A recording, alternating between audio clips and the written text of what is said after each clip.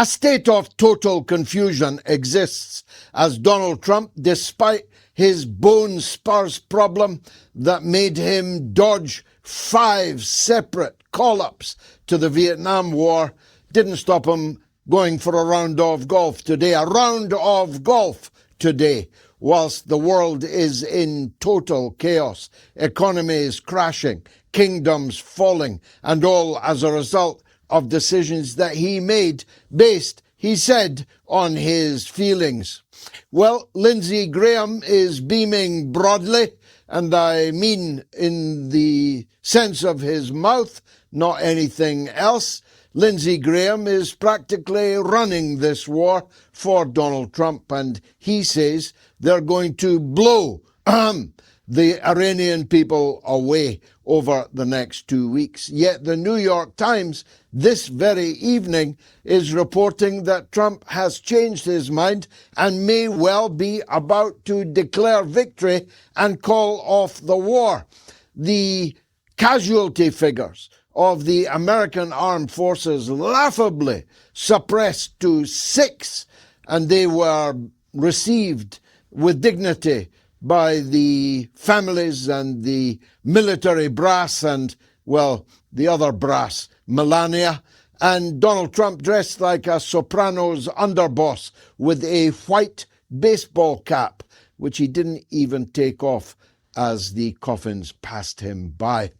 But news out of Stuttgart, which is the medical center for American dead and wounded, are reporting 600 American casualties in the war so far. And when you see the videos, which we have been able to see, and the ones that are suppressed, the ones you're paying for at the BBC with your license fee, of course, are not allowed to show the impact of Iranian missiles. But the impact is clear enough. They are now landing without any kind of intercession. They are now hitting Israel at will. And this is an entire sea change from both the 12-day war and from the expectation, which must have been prevalent when they launched their war just over a week ago.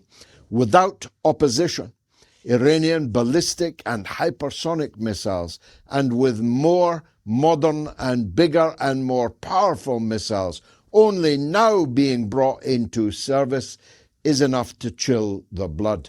Thousands of Israelis have been casualty to these missiles, and the destruction of thousands of buildings, some of them very important buildings indeed, like the Mossad headquarters, like the Air Force headquarters, like meetings where important officers and officials are gathering, like air raid shelters where the Israeli leadership take cover during bombing raids, have been confirmed hits and have caused massive destruction and casualty. And of course, in a way, the biggest news, given that lives of Iranians don't seem to matter, the biggest news of all is that, reminiscent of the Jimmy Carter fiasco when he landed helicopters in the desert in 1979, only to see most of them shot to pieces and their pilots and officers on board taken capture, to add to the humiliation of the seizure of the American embassy in Tehran at the triumph of the Iranian Revolution, in payback for the endless support the American state had given the Shah of Iran, who had just been toppled. Reminiscent of that fiasco is this one. According to credible reports and official statements by the Iranian government, that 173 members, officers and men of the famed Delta Force are in their hands as captured prisoners of war, and others were killed. What apparently happened was that the United States attempted a military landing, which went disastrously wrong, was ambushed by a superior force of IRGC fighters who killed and took 173 people prisoner. That's quite a haul of prisoners of war from an elite American unit, and now further complicates the entire military situation. It's now confirmed also that it was an American missile that murdered 165 at least schoolgirls in the worst US atrocity since the end of the Vietnam War. Was not an Israeli missile. When schools are hit, it usually is, but an American missile. And it was not, as I said in the last show, fired from the decks of an American aircraft carrier, but was fired from Bahrain. A minute about Bahrain. I've been involved in issues involving Bahrain for, well, nigh on 30 years. I made a significant, I think, speech about it in a special debate that I called in Parliament many decades ago. It was answered by Bunter Soames, the then Conservative Defence Minister. It was concerning the role of a Scottish torturer by the name of Ian Henderson. Ian Henderson literally worked the torture tables for the British Empire in Kenya and was then hired by the King of Bahrain to torture his opponents. Because he was Scottish and because he was a torturer, I conducted a short war against him, which was a triumphant one. He was let go and lived out the rest of his life in luxurious retirement in Bahrain. So for decades I've been involved in the issues of Bahrain, quite coincidentally because of Henderson's nationality. And I later, of course, grew to know the sheer scale of the repression in Bahrain, where a king, Khalifa, I say king in inverted commas, for there's only one king, and that king is Jesus Christ, but the king of Bahrain has apparently fled the country. His power rested on Pakistani mercenaries, on other foreign mercenaries, and on the British and American naval bases in his country. I say country, it's about the size of a very large supermarket car park. And it has two superpower, nuclear-powered, nuclear-armed naval bases within it. And it has a bridge, a causeway, which connects it to Saudi Arabia. It's a busy causeway because in Bahrain you can whore, you can gamble, you can drink yourself insensible, none of which you can officially do in Saudi Arabia. And so that causeway is a very busy one. But it's busy only one way tonight, and that is the comprador of the compromised king of Bahrain, who are fleeing to safety, they hope, in Saudi Arabia. Bahrain is about to become an Islamic republic, which is quite something if you think about it. And certainly those who launched this invasion, this attack on Iran, didn't think about it carefully enough. But back to the Iranian war.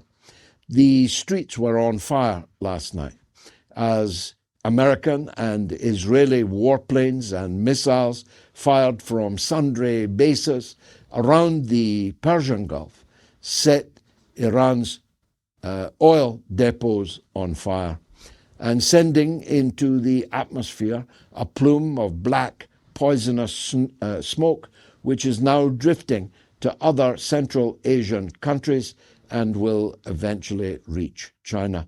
It has turned the sky completely black. It's amazing, these politicians that tell you you can't have a boiler, you must have a heat pump, you can't have a diesel car, you must drive an electric one. That are you sure you're needing all that electricity that you are consuming? Why not wear a woolly jumper and a woolly bobble hat in the winter and save on your heating bills, to save the planet? It's amazing, all these people who are forever hugging trees and mourning melting glaciers at billion-dollar convocations of environmentalists, but who don't raise a murmur about the devastation to the environment being caused by war. But it's not just the environment, you see, that has been changed as a result of the blowing up of Iran's oil depots. It is the first strike on Iran's oil infrastructure. And of course, it will be wounding and damaging to Iran in the short, medium, and long term. But what they forgot was that every country in the region has oil infrastructure. Every country in the region has oil depots, all of which could be set up in the same kind of acrid, acid rain, black smoke. And they certainly will be. If there is a further attack on Iran's oil infrastructure, expect all the oil infrastructure of all the countries of the Persian Gulf to go up in a ball of flame. Now, you might think that that's nothing to do with you, but you've obviously never tried to get petrol yet. You've obviously not been tracking the rise in the cost of oil yet. You're obviously not aware that the price of a barrel of oil is now $100, will probably be tomorrow $150, and may reach $200 before it becomes unobtainable at all, and remaining barrels are placed in the Louvre for safekeeping. Oh, wait. And the crash that is going to cause in Western economies was clearly not thought through either by the golfer on the range at Mar-a-Lago today. We are heading for economic catastrophe. As I warned you that we were. Week after week after week, I said here, all of the things that I've just adumbrated as now having happened. I warned you that Iran would fight back. I warned you that Iran was powerful enough to fight to a standoff with the nuclear-armed powers of the United States and Israel. I warned you that the family dictatorships in the region would be swept away. I warned you that there would never again be glad, confident morning in the paradise of Dubai. Prices of apartments in which fell by 15% in a single week and soon will be unsellable. A room, a double room in the Burj Al Khalifa this weekend was on sale for $9.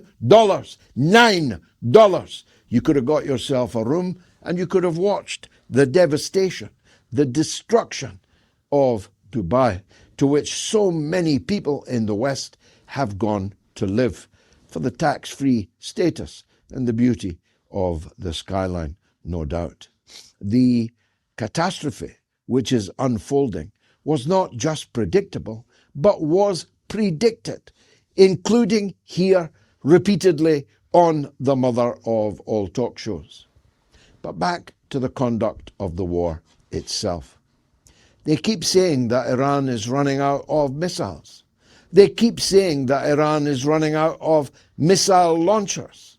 They keep saying that as evidence mounts that the death toll amongst American and Israeli fighters and the total destruction of so much infrastructure, billion-dollar radar installation sets, American bases in all of the surrounding countries, powerful institutions in Israel itself, is eventually becoming imminent. But the big enchilada is that bomber that's on its way. Now, Netanyahu was quite candid today. I mean, to say it was thinly veiled, well, there definitely wasn't a burqa on the implication that he was issuing. He said he had a major surprise coming for the Iranian people. A major surprise which will totally destabilize the country. Well, all of the American newspapers, citing the American intelligence services, say that there is no rift or division in Iran whatsoever. Again, as predicted by me here on the Mother of All Talk Shows with my estimable guests, particularly Professor Morandi, for whose safety we all pray. So just exactly what could totally destabilize the Islamic Republic of Iran? And what could that major surprise be? Well, I'm here to tell you that major surprise is in the air, on the doomsday bomber flying out of England's green and pleasant land.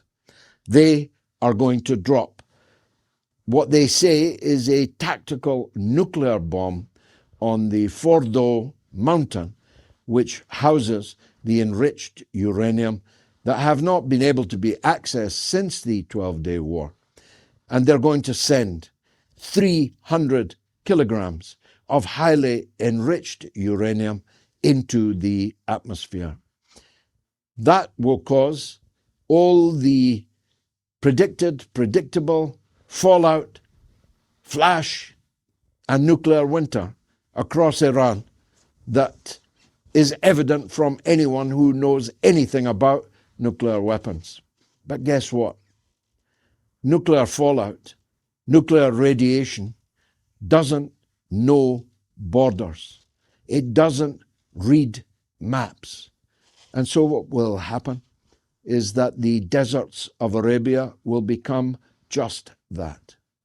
The fallout, the physical fallout, I'll turn to the political fallout in a minute, the physical fallout of a nuclear bomb dropped by an American airplane, just like the one that they dropped on Japan twice in Hiroshima and Nagasaki, is about to fall on Iran.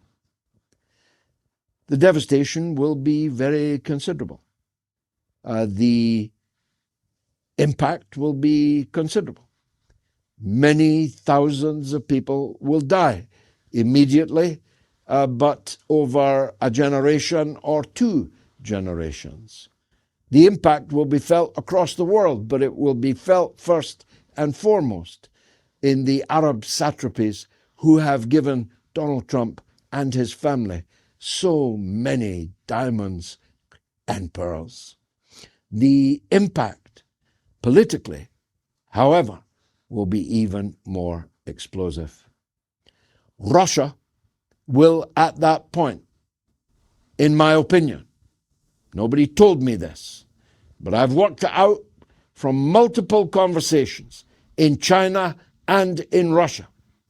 Russia will take Iran under its nuclear umbrella, meaning that any further use of nuclear weapons on Iran will be treated as a nuclear attack on Russia. Then we really will be on the brink of World War III. Stay tuned. I'll be right back.